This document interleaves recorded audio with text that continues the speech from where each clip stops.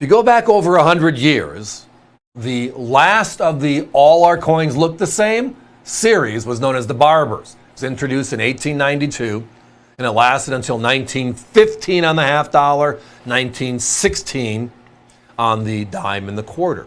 Then we had the American Revolution of coin, right? The Renaissance. 1916, the Mercury dime, Standing Liberty quarter, Walking Liberty half dollar. We love our big silver, and we love our big half dollars. But trying to find those last year of issue branchments on that Barber, well, many of you might know, is like needles in a haystack. Well, the good news is you don't have to get a prick to find your coin, because tonight we have the coins finally in stock for a few minutes anyways. Let's have some fun. So as I referenced, the Barber series, named after the designer, Barber, right, was issued from 1892 until 1915-1916. And at that point, President Theodore Roosevelt was pushing forward a change in our coinage. Everything looked the same. It was all old school, right? The world is a bigger and better place. We're a bigger and better part of it. So we need to grow up with the modernization of design, right? Making our coins look more like the Gothic, or bad word choice there, but the look of the Roman, ancient Greek type coinage, and just what they did 1,000 years earlier, right? So we introduce all these new coins, which makes this series fade away. So the end of an era in U.S. history. And that end of an era is when our silver coins all look the same. Remember, the first silver coins were the bust design. Dime, quarter, half dollar, very few dollars. Some of them even a half dime. Then we had the seated Liberty series throughout the majority of the 1800s. Half dime, right? 20-cent piece, quarter, half dollar, and a very limited number of dollars.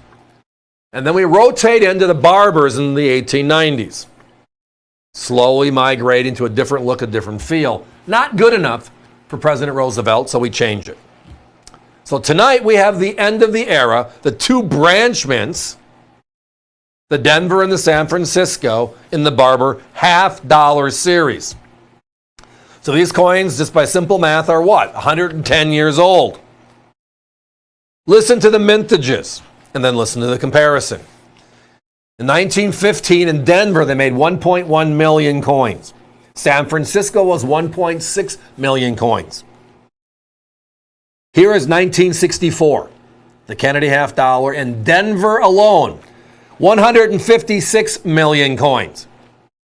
So we'll talk about rarity. How about that? Oh, and by the way, just for comparison on price, a 1964 Denver silver half dollar, which is the same size and weight as these two coins here, sells for between $35 and $40 today for a single coin. You can buy both of these coins with us tonight, 110-year-old specimens, the end of the era, the end of the Barber series. And at $69.95, divide that by 2, you're under $35 a coin. Think about that. Special.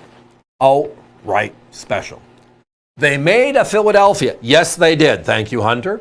A person called and said, hey, do you have the Philly too? If you visit us on our website, avccoins.com, and you type in the year 1915, it'll bring up everything we have from 1915, which is not a lot. You might see a couple of cents, a couple of nickels, but you're going to see the 3 different half dollars. The Philadelphia, and then the branchments, the Denver and the San Francisco that we have here. You're going to notice, however, that the prices with this pair are better than buying them individually. So if you're looking for the 15P, the Philadelphia, the other 1915, we do have them present there. We're talking about branchments, the non-Phillies, right? The Denver, making coins for the middle of the country. They opened their doors in 1906. So we're talking about this is their 10th coin they made. San Francisco goes back, and like the Philadelphia Mint makes everything for the East Coast, San Francisco makes everything for the West Coast. Hand-selected, circulated quality, as you're seeing on your screen. All dates, inscriptions, stars, fully visible. both obverse and reverse. And those of you that know the Barber series know on the outside of the Barbers, on the back, it's usually a wipeout area around the edge. And that's for the low-end circulated. Beautiful coins, I love them.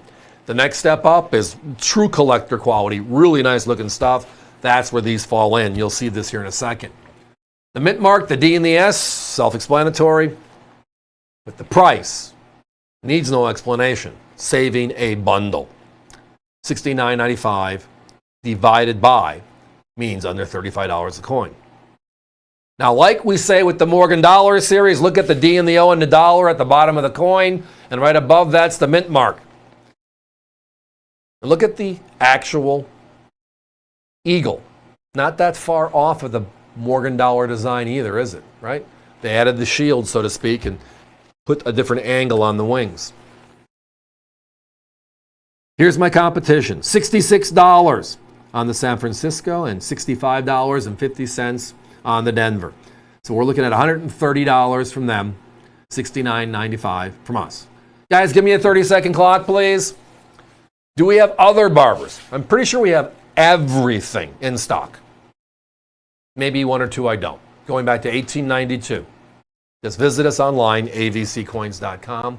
Love the series. I mean, it's just a beautiful series. At this time in history, the largest coin in circulation. They stopped making the Morgan in 1904. They didn't bring the Morgan back until 1921. We had that vacuum where this was the biggie. And tonight, the value makes it the big story of the show. The last year of issue, the end of this design, the end of the concept of all of our silver looking alike. $69.95 while they last.